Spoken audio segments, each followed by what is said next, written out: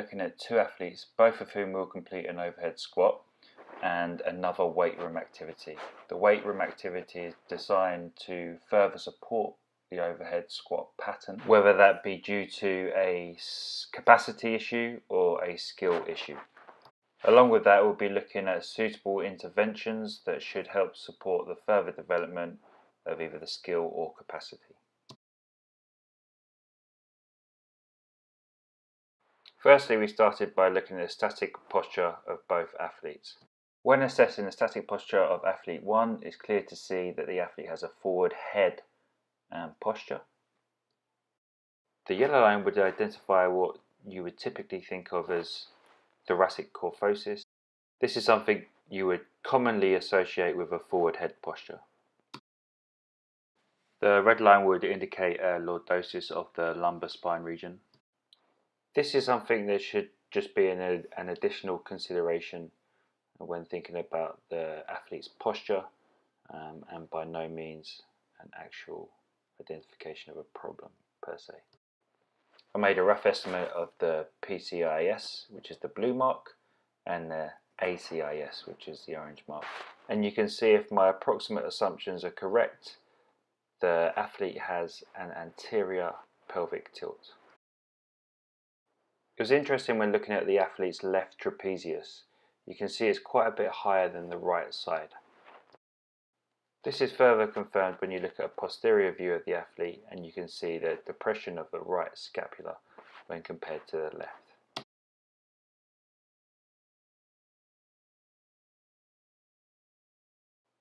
When looking at athlete 2, the posture deficiencies aren't as glaringly obvious. However, it does seem as though there is a slight curvature of the lumbar spine region and also an anterior pelvic tilt.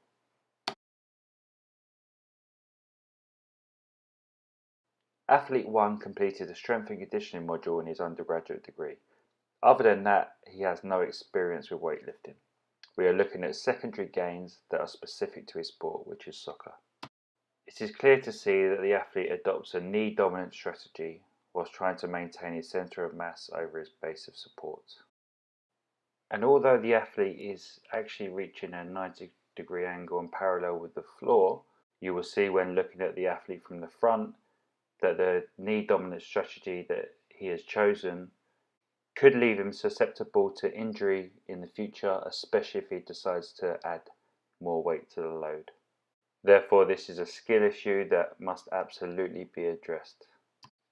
In comparison to athlete 1, athlete 2 manages to maintain a better bar, shoulder, ankle alignment during the squat. However, in doing so, the athlete can only manage to squat to a depth of approximately 115 degrees. Something that should be very apparent in this clip is the amount of lumbar extension that the athlete uses to maintain his centre of mass over the base of support. Whilst there are different skill and capacity issues, I have decided to focus on the athlete's base of support. You will notice upon closer inspection the athlete chooses to start with his right foot further forward than his left. This is something I would like to explore further, as I believe it is a capacity issue. Now when looking at athlete 1 from the front, you can see the shear forces that the athlete is exerting on the knee joint and how this could potentially cause a problem to either his ACL or MCL. Whilst the wider skill issues clearly need to be addressed, I found it interesting to look at the pronation of the athlete's right ankle and in turn a valgus knee. Whilst this could be down to poor equipment choices, i.e. footwear, I decided to use this as my point of emphasis when looking at an intervention for the pronation of the right ankle.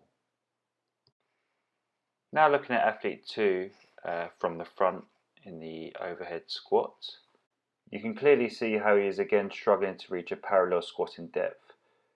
You can see that he has also chosen to start with his right foot further forward than his left again. As a result, the left side is deeper than the right. This is the capacity issue that I'll be looking to address. To address athlete 1's skill issue, we have asked the athlete to complete a kettlebell squat with the external cue to push the knee beyond the middle part of the foot. As you can see, this has given him a stronger base of support and there is less pronation on the right ankle. This has also eradicated the valgus knee by using an increased external hip rotation. With athlete number 2, we wanted to screen for any hip flexion issues. We started by having the athlete pull the knee to his chest at the full range of hip flexion. Then we looked at the athlete's left leg, which was lying flat on the floor, to see if there was any movement which would indicate some potential hip flexor tension. There didn't appear to be any hip flexor tension, nor did the athlete indicate any pain when flexing the hip in the sagittal plane. We then identified the range of motion when externally rotating the hip, and just to look at options when looking for more depth with regards to squatting. We tested the range of mobility in the ankle by doing an ankle lunge test, and it was very apparent that the range of motion in the left ankle was far greater than the range of motion in the right. I believe that this is the capacity issue that led to the adjustment in the base of support, in an attempt to maintain an even descent whilst accounting for the lack of range of motion in the right ankle. As the athlete didn't report any pain when completing the ankle dorsiflexion test, we went straight into working on the range of motion in both ankles.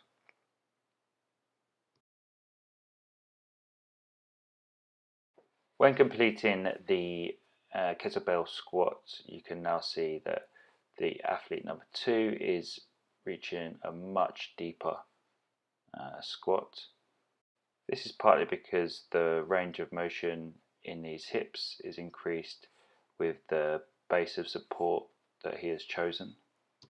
However, we cannot discount the fact that shoulder mobility may have played a limiting factor in the previous test, and this is something that should be looked at in the future.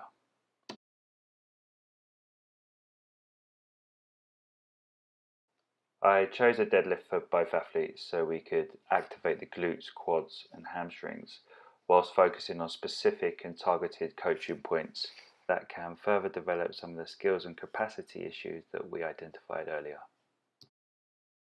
With athlete 1, we focused on movement skills and thinking about maintaining a neutral spine. The athlete was asked to straight arm lift using legs and using their knee as a cue to thrust hips forward and complete the lift. Closer attention to the lumbar extension and the coaching of this should be considered for this athlete. We asked athlete 2 to focus on a balanced base of support. We used an external cue to help with this. The athlete had to look at his laces on the other side of the bar to see that they were even before he performed the lift. More work needs to be done with both athletes to address their lack of skill in maintaining a neutral spine.